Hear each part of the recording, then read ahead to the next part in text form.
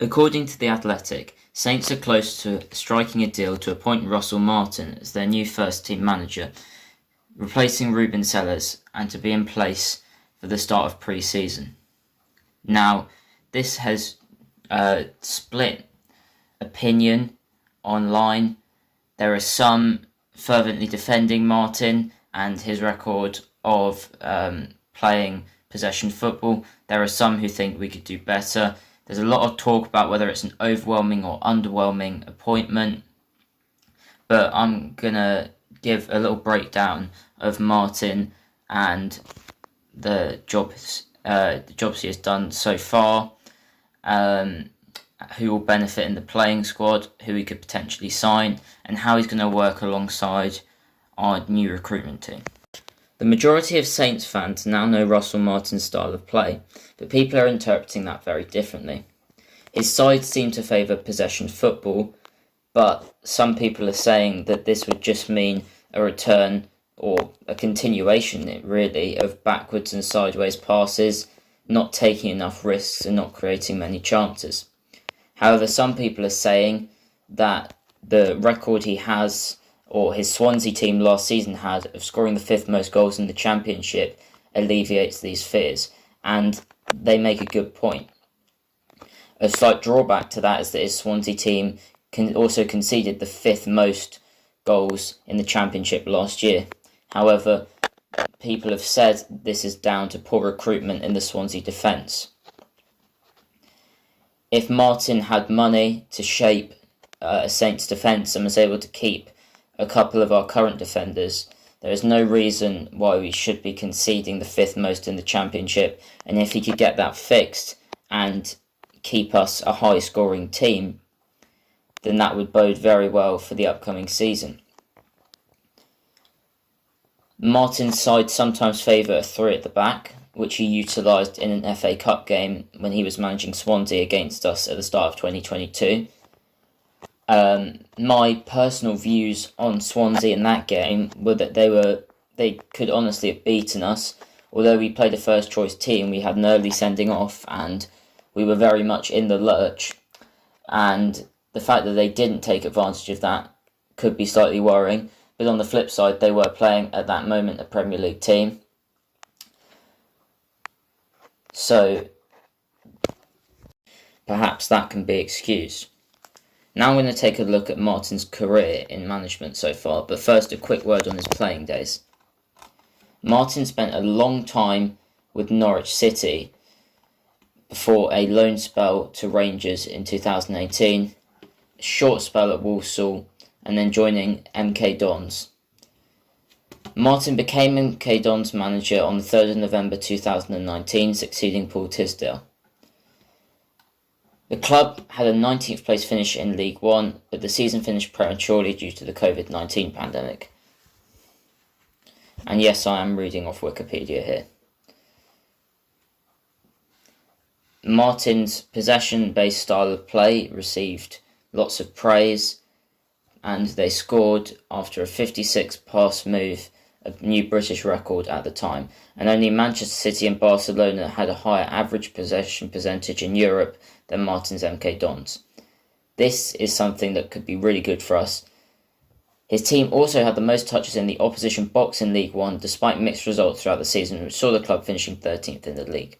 Now, that mixed results thing worries me a lot. I think results are going to be important in the Championship, and I don't really care how we obtain them. But if they're having a lot of touches in the opposition box, hopefully that means that by extension we'll be creating a lot of chances.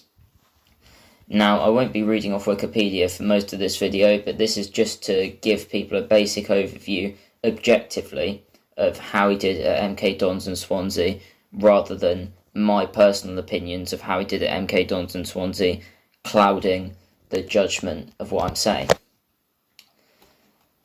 So, in August 2021, he joined Swansea. His first game in charge was a 2-1 away loss to Blackburn Rovers. He finished 15th. Then this coming season he's finished 10th, however only 3 points off the playoffs. Again, he continued the possession style of play and also became under him, Swansea became the first side to complete the league double in the South Wales Derby's 110-year history. Objectively, again, here his managerial style has been influenced by such managers as Chris Hughton, Daniel Farke, and Pep Guardiola. He wants his teams to dominate possession, uses the 3-4-2-1, 3-5-2, or 4-1-2-1-2 formations. With, and this is key, an emphasis on passing the ball and pressing the opposition. He prefers to tweak his game plan rather than changing the style of play after bad results. So that's the objective, how Martin has done in his career. That's his objective managerial style. Now I'm going to talk about my opinions on that play style and why I was initially very sceptical. Now I've kind of been won over.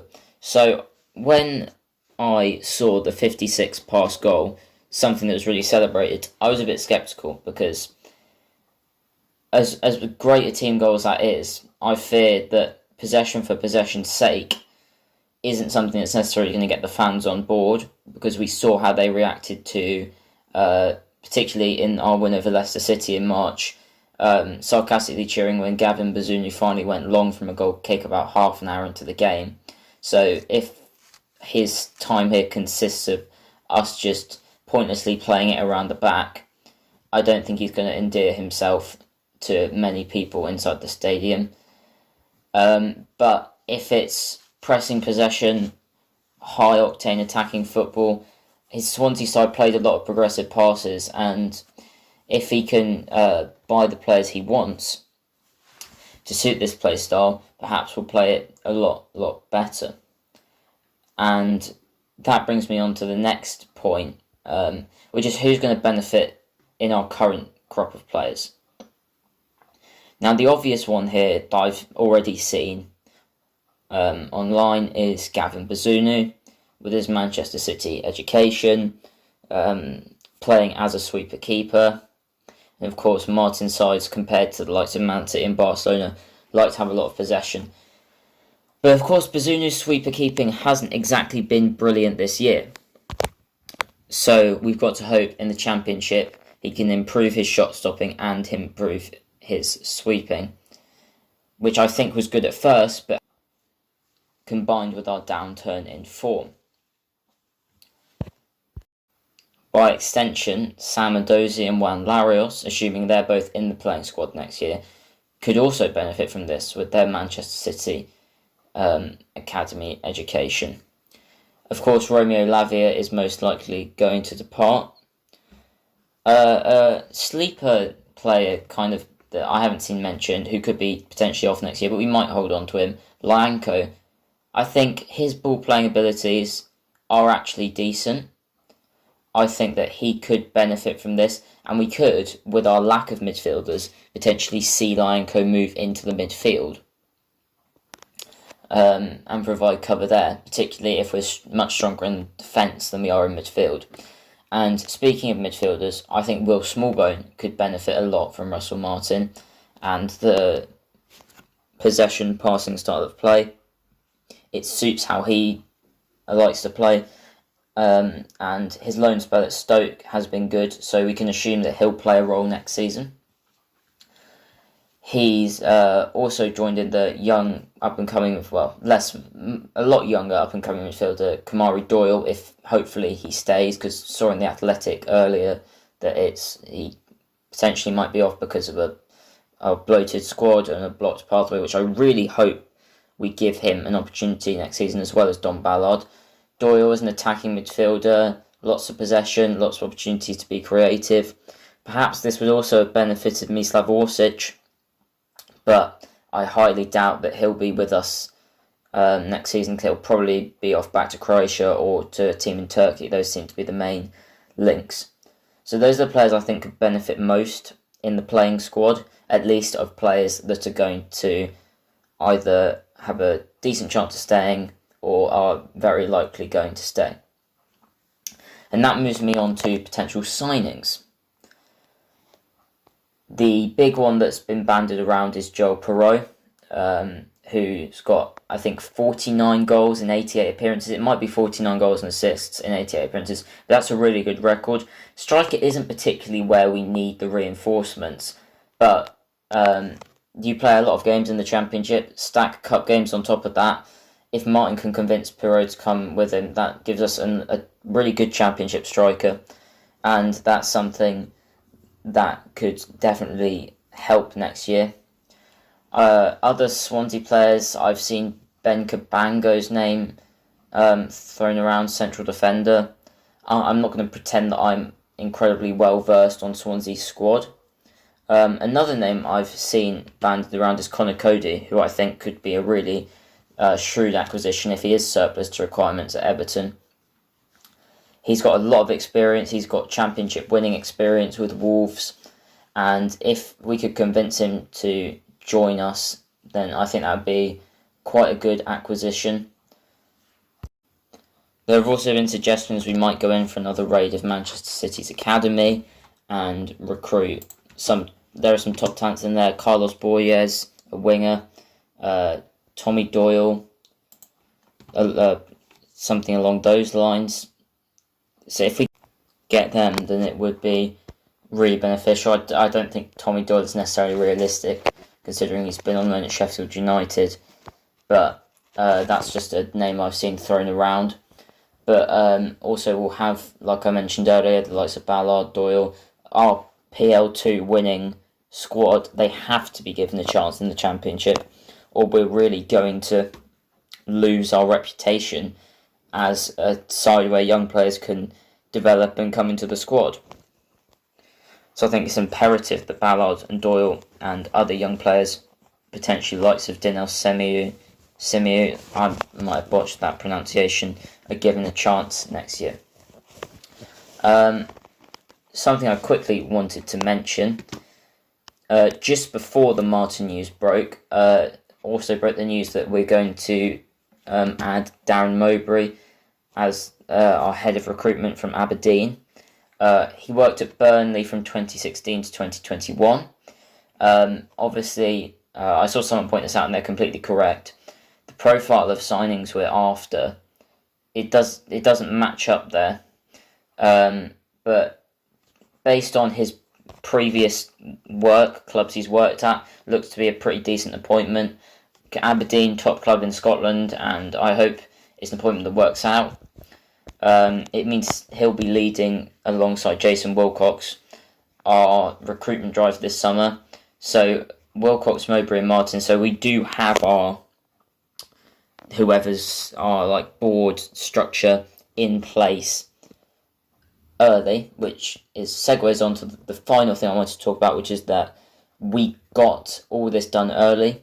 I really hope we can get some signings in early, get some sales in early, so we know where we stand, and so we've got players who can learn Martin's new style, because Martin needs to implement this style very quickly, and the players need to learn it. New players, continuing players, players moving up from the academy, they all need to learn it if we're going to play it well.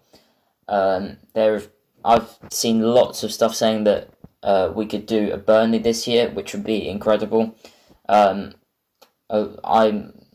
been sceptical of whether Martin is of that calibre of coach, but I am slowly getting excited despite remaining pretty sceptical over Martin's previous record of not getting that great finishes in the table. There have been some mitigating factors, like I mentioned earlier, recruitment and things along those lines. So I'm still sceptical of Martin, and I really, really hope we don't do possession for possession's sake, and we see the Martin that's playing loads of progressive passes, the second most in the Championship behind Burnley, who's the Swansea team that scored the fifth most goals, and Swansea fans seem very, very disappointed to lose him, which, it doesn't tell the full story, but it bodes well. So that's my review of whether Russell Martin is the right fit. I really, really hope he is, and of course we have to back him fully with the players he wants, and us as fans have to back him completely in the stadium, not turning on the players quickly. It basically needs to be a reset, a completely clean slate from July the 1st, new season, we're in a new league, loads of new teams to play. Just we're going to turn up to St Mary's on the opening or second match, whatever, however way the fixtures work out, and we've got to back them completely and just completely forget this awful season. Thanks for watching, and I'll make more videos soon.